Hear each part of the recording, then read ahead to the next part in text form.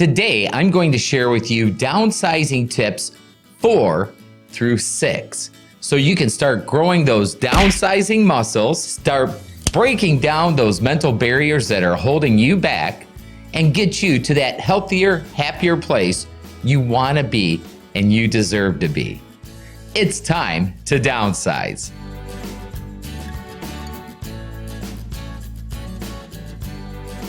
Welcome to the channel. I'm Rich Sparks, broker owner of Time to Downsize, an online international real estate company that helps you shrink your stuff so you can expand your life. Congratulations, you're working through your downsizing journey. You've done steps 1 through 3, you've built those downsizing muscles a little bit, and you're starting the momentum going. So let's get you going. Downsizing tip number 4, break it down by room or zone by zone. And we're gonna start in the kitchen. Why are we starting in the kitchen? Because the kitchen is a great place to start. So doing the whole kitchen in one day for you, do you think you might be a little overwhelmed? If so, I want you to pretend that you're placing a clock on the kitchen and just make a goal for day 1 of this from 12 o'clock to 3 o'clock. Let's say that's zone 1, and that's all you're going to do today. By breaking it down into little manageable chunks, you're not gonna get overwhelmed, you're not gonna get exhausted, because this process can be a little tiring. Have you ever tried downsizing your closet? That can get a little rough sometimes. Downsizing tip number 5. It's time to get rid of duplicates and those specialty items that you just don't ever use.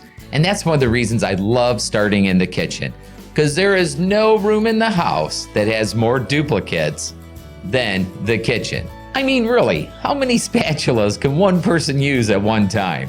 So duplicates, it's really time to take a look at how many spatulas you have, how many bowls you have, how many Tupperware bowls do you have with no lids? I mean, come on. I'll tell you a funny story. I was at a fundraiser with my wife. She won a silent auction where she received a gift set of Tupperware bowls. Guys, never do this. I took one of the lids, threw it over my shoulder, just joking around saying, hey, let's just cut to the chase. We know that's gonna happen in a week or 2. I thought these women were going to shoot me. Don't do that, but do sit down and really think about what it is you need. How many spatulas you need? How many stirring items do you need? You can even get down to how many bowls and plates you need. You don't need 30 mixing bowls. Think about what you really want to use. Now, if you're not quite sure, here's a good little tip for you. Take little sticky notes, put them on each item. See what you use through the month. As you use something, take the sticky note off, put it away, wash that item when you're done, put it back in place. But at the end of the month, if only 10% of the bowls were actually used, then it's time to get rid of the 90%. The next item we're gonna look at in the kitchen are those specialty items. Have you ever been up late at night and that TV commercial comes on and you think to yourself, I really do hate peeling apples. I should get one of those. And you find out you're only peeling 2 apples a year? Well, that means it's time to get rid of that item. Set it aside in the box. Now, before we move on to tip number 6, you're going to want to stick around for my pro tip at the end. It's a great way of, once you've determined what items you want to get rid of, this is a great way of getting rid of them. Very low hassle. You're gonna love it, so stick around for that. Downsizing item number 6. This is truly an emotional journey. Now, what might be stuff to you could be a precious memory to your loved one, your better half, your spouse. So you really have to sit down and think, is this a item, just stuff to get rid of, or is it a precious memory?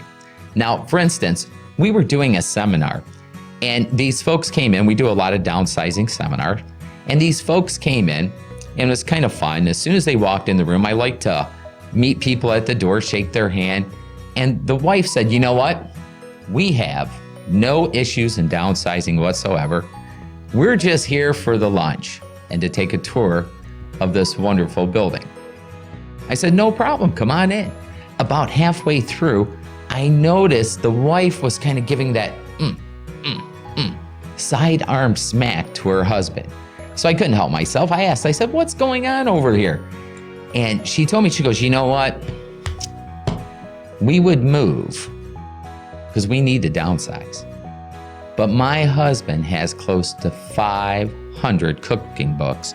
And every place we've looked at, where on earth are we going to store 500 cooking books?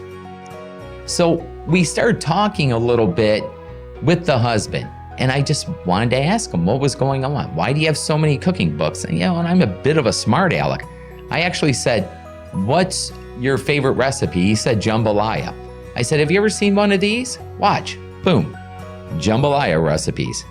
I have 1.2 million recipes. He said, yeah, but I just like having my books. And I said, well, tell me more about this. When do you cook? He goes, oh, and he got really excited. He said, oh, the only time I cook is when there's a special occasion. When my son graduated high school and college, matter of fact, the first one in my family to ever graduate high school and the first one to ever graduate college, we didn't go out to eat. I cooked dinner for him. On my wife's 50th birthday, when it was time, I didn't take her out to a fancy restaurant. I spent hours and hours planning on what I was going to make her, all of her favorite dishes, and I spent the time making them.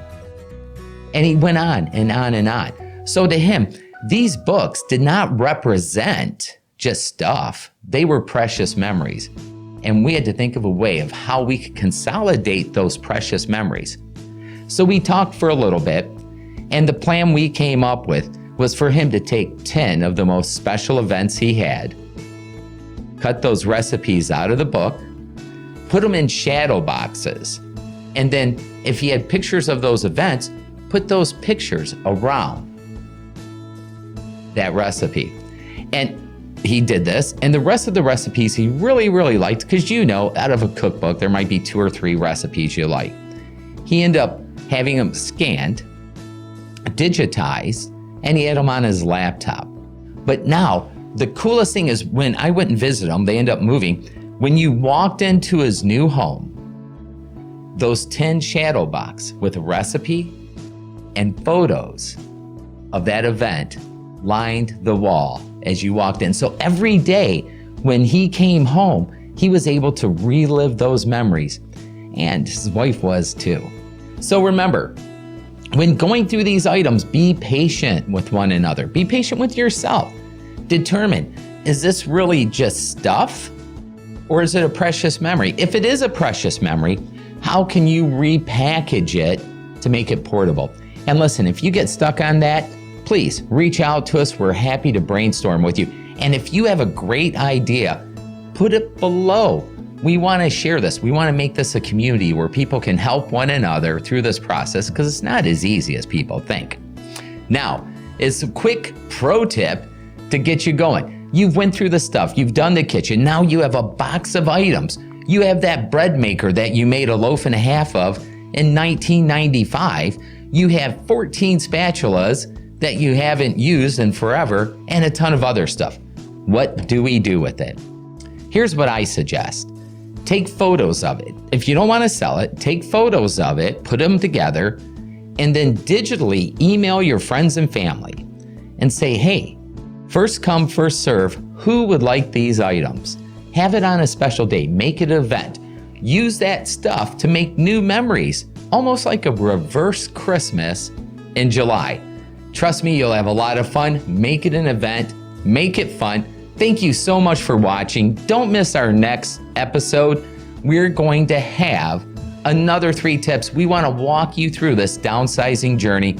We're going to talk a little bit more about making things, whether it's stuff or precious memories, helping you break those bonds that are holding you back from moving on to a happier and healthier life. My name's Rich Sparks. Time to downsize, and I'm wishing you a blessed and happy day. Have a great day, guys. Bye-bye.